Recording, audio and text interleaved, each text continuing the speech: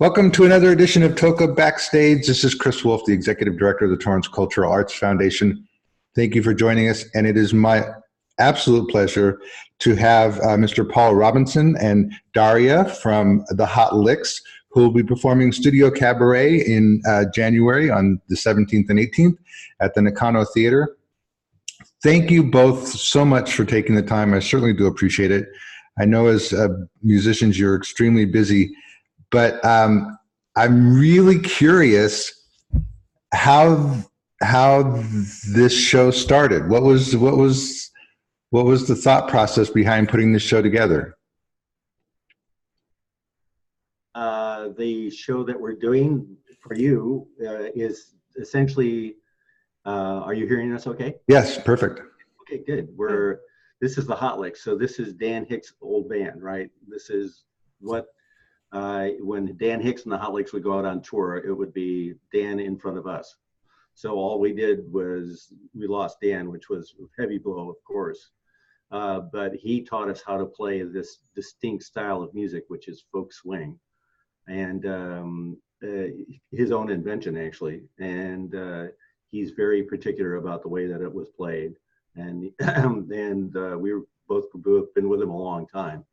So we decided the book was too good to not go forward with the music because he's got such great songs, and it's the preeminent example of this style that he forged. So we thought it was important to go ahead with it and go forward with it. And we love Dan, and the music is just too much fun to not take ahead, So here we go. So how long were you both together with Dan for the same amount of time, or who started first? Well, I was touring with Dan for over 10 years. And and then Paul has been, how long have you been with? I started with Dan about 92. I was in the Acoustic Warriors, and I played with him till about 2000. And then I had a son, and I took some time off, and then I got back together with him in like 2010, something like that, and toured with him for the rest of his life. But he and I also had a band called Bayside Jazz, which did all standards. He loved jazz, and that went the whole time. So and I did all his charts. So we worked closely for about 25 years. He's a musical director, essentially. It's got to be. I can't imagine what it's like for artists like yourself to put so much passion and energy behind a certain project, and then have sort of the leader of that leave. And my sincerest condolences. But how long did you guys wait before you picked this up and started the Hot Licks, doing the Hot Licks again? I would say maybe about a year that we waited. And then we decided, we went through our grieving period, and which was hard. And then we decided, hey, we miss each other and we miss the music so much, and we wanted to get back and carry on his legacy. And so we put the Hot Licks back together again. Right, and the name and the ownership of the name is still owned by Dan's wife, Claire Wasserman. And when Dan died, we were going to do a show at the Throckmorton Theater up here in Mill Valley with Dan Hicks and the Hot Licks on March the 5th, I believe, in 2016. And he passed like a month before that, and he was already drawing up the posters for it. So we kept that date, and we did his memorial on that day. And on that memorial, we had the Blue Thumb Hot Licks and the recent Hot Licks, and we had Maria Muldaur, and a whole bunch of guests, Charlie Musselwhite and all these people. Roy Rogers all came and honored Dan, Mike Lipskin. It was really a cool event. And it sounded really, really good. And Tommy LaPuma that was there, and Eric Jacobson, old mentors and producers for Dan, and they dug it. So we thought, it's important. We should keep doing it. And did Dan's wife give you the blessing to use the name, or? Awesome. Yes. We have. We were thrilled. Yeah. She says she likes it. Well, she must be touched that you are continuing his legacy. Yeah, she's great, and she's happy that we're doing it. Yeah. So in doing some research, I kept coming across reviews of Dan's music that basically said that that he's not limited to one genre, and his music is undescribable. But they all sort of come back to what you were saying, folk swing. For those people who don't know what that is, how would you describe folk swing? Well, I mean, it's a combination. Really, our music, or Dan's music, is a combination of folk music, roots music, Americana music, mixed with gypsy jazz, swing. Am I leaving anything out over here? Well, his roots were folk music. He grew up playing jazz, but he loved folk music. And as a matter of fact, the apartment we're speaking from is Joan and Nick Reynolds' old apartment. Do you know Nick Reynolds? Kingston Trio. Uh-huh. Oh yeah. This is his old place. They're in Joan's old place, and Joan's son, Joan and Nick's son, own this building. So this is like the old Kingston Trio building, in Sausalito. So we're in here in this aura of Nick Reynolds and the Kingston Trio, which is super cool. Dan was buddies with bunnies. Bunnies? With you. Dan was friends with Joan when Dan just got out of the Charlatans. The first psychedelic band was the Charlatans, right? 65, Virginia City. Charlatans migrated back to San Francisco, and they never got a good record deal. So although they were eye level with Jefferson Airplane and the Dead and Quicksilver, they still, because they didn't get a deal, they never broke out of here. And Dan didn't love the rock and roll so much, so he wanted to do his own style. He started doing solo gigs, trying out the Hot Licks material, his own. And he did a open mic at the Old Spaghetti Factory here in San Francisco. And Joan Reynolds was the person who booked that.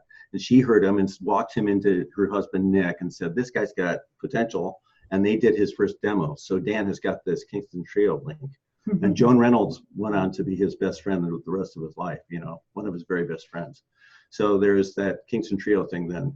And then he studied jazz a lot. He loves big band and straight ahead jazz. And he studied that in high school and was a drummer.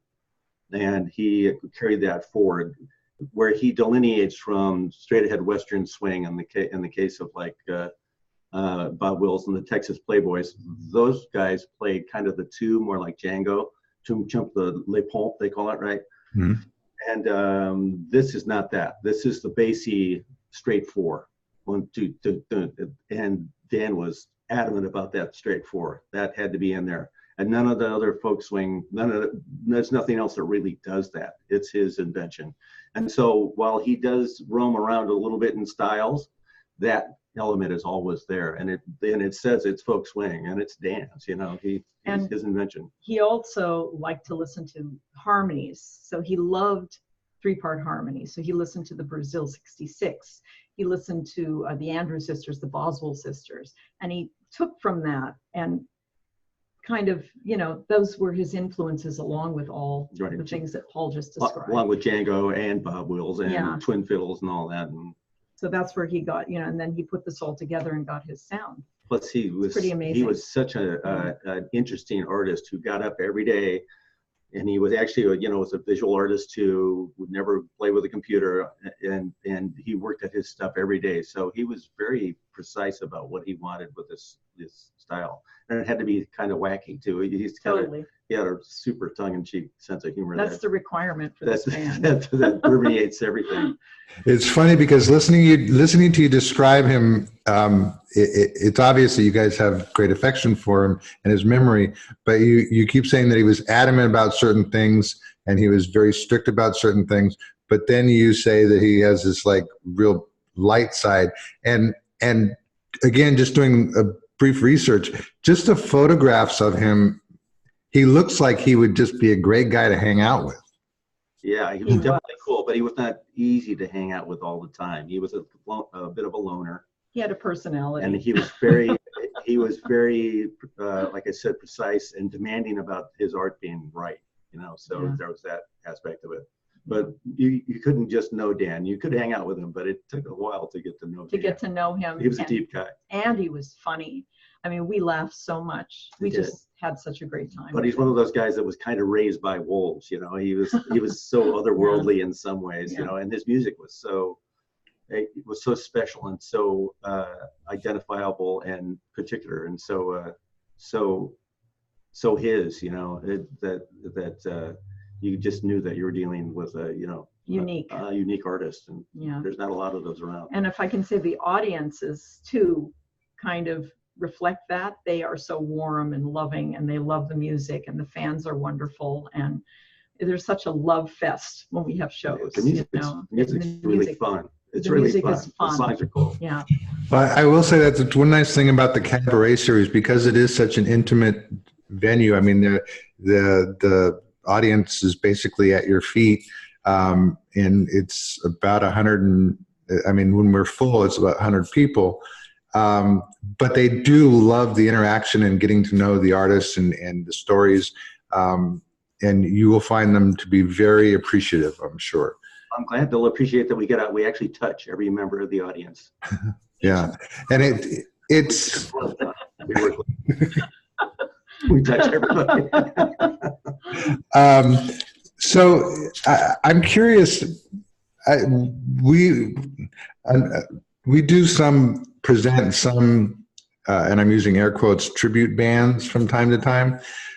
I think it's important to delineate the fact that this isn't necessarily a tribute band. This is the band. Right? This is the Hot Licks. Yeah. Right. How do you think Dan would feel about, I mean, because I mean, obviously you are the Hot Licks, just missing Dan.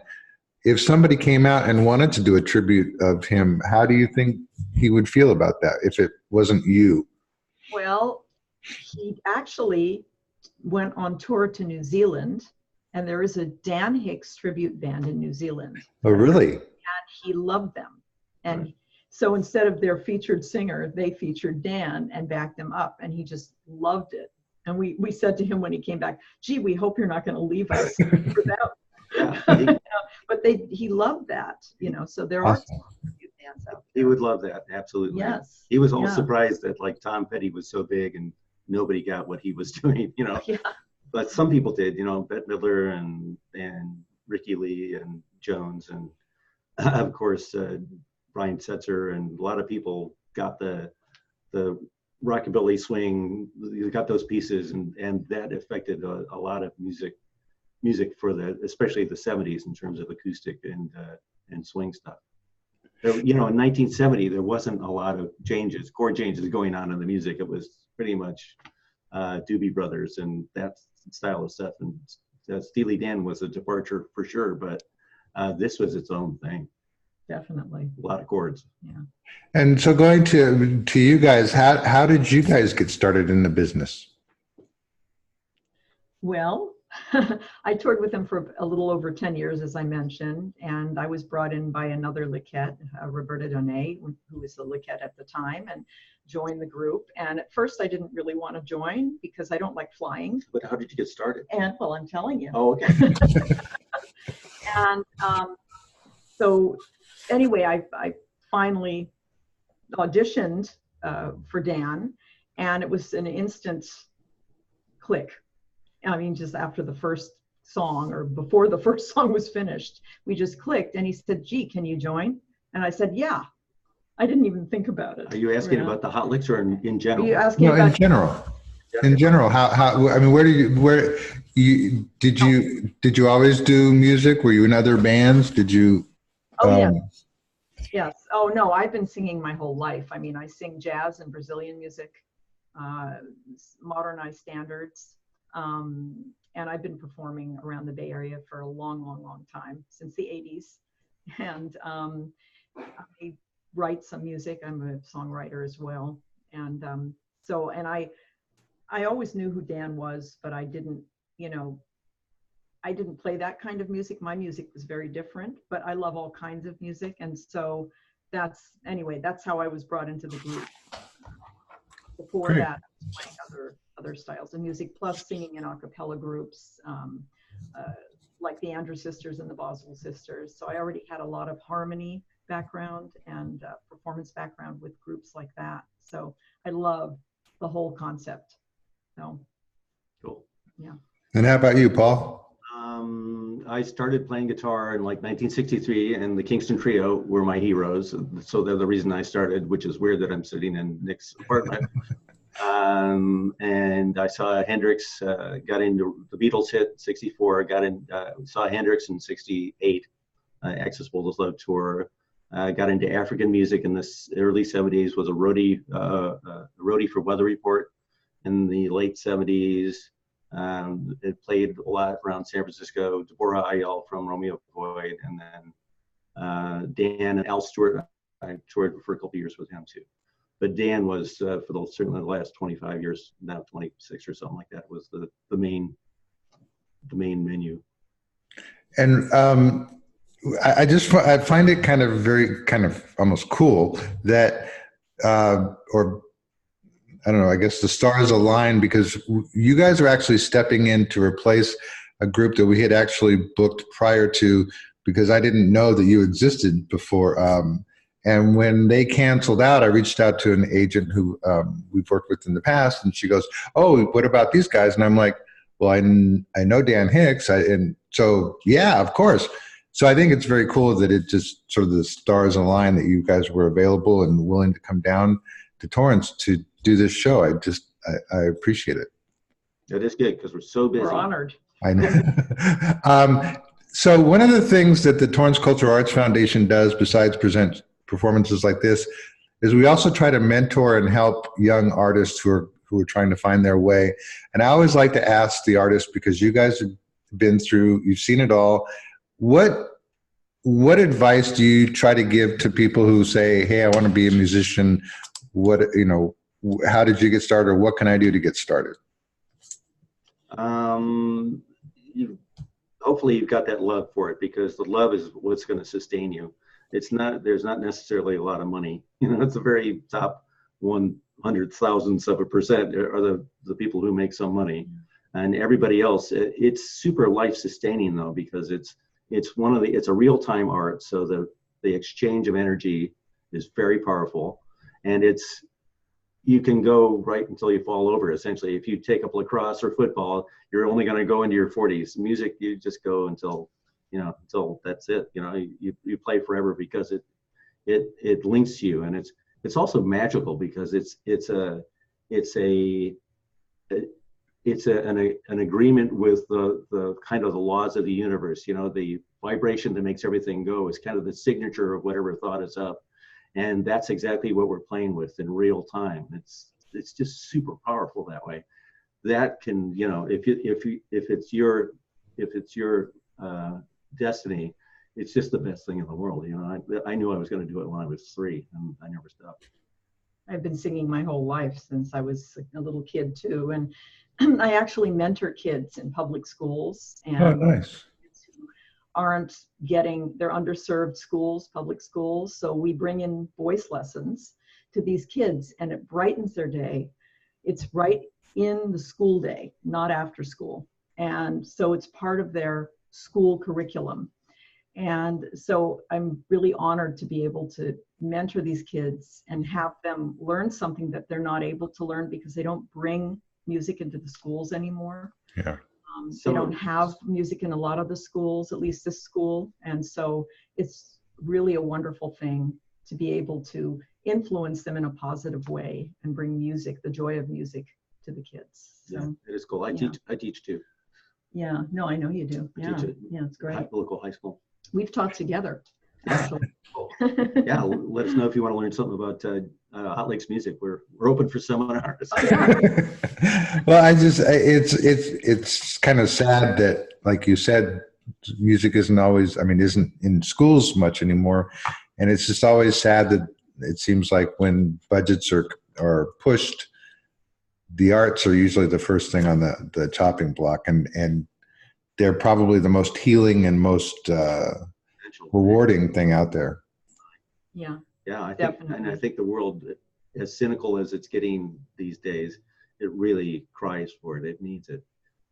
I mean, I feel so fortunate that I grew up with choirs and lessons and all this stuff. You know, I came from a musical family myself. I was lucky. Daria's dad was like a symphony, the violinist for San Francisco Symphony. So she grew up with all these honchos. Yeah, in the classical world, but that's another story. But anyway, but I was fortunate, and they don't have that so much now. There are some organizations like SF Jazz, and anyway, the organization I work for is called ArtSmart, and they're all over the country, and it's wonderful. I'm very happy to be part of this. Awesome. So when people come to see the Hot Licks, what is your hope that they walk away with? I mean, as artists, you want to impart something, whether it's a feeling or knowledge or something. What do you hope people walk away with when they leave a Hot Licks concert? I think playing in general is that people get how much we enjoy it. You know, it affects us so profoundly, and we want them to share that.